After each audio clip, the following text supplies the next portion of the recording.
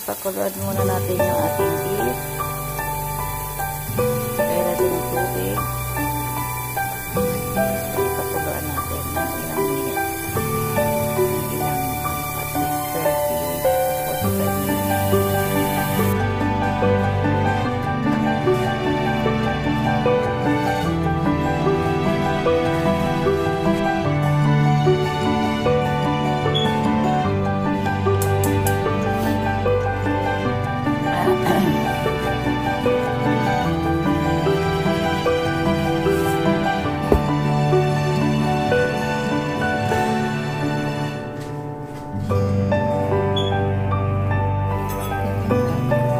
45 minutes.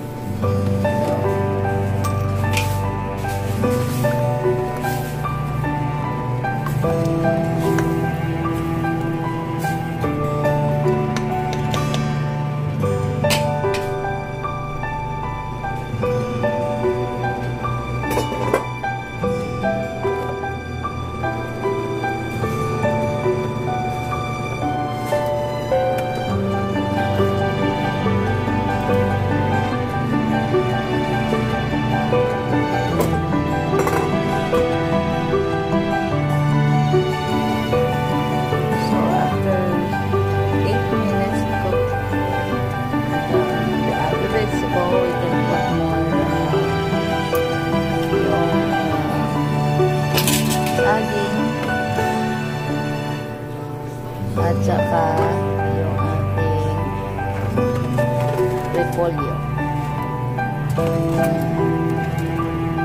That's it. Yan. Tapos, after that, nilagyan mo na yun ulit. Takpan na naman natin ulit.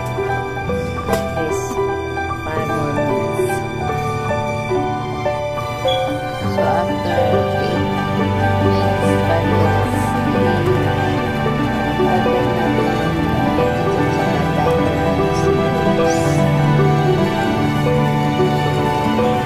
at saka yung last na red pepper.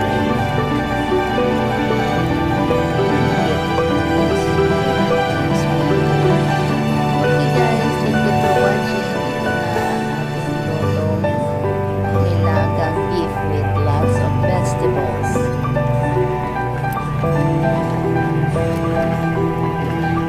And we have plantain and green beans.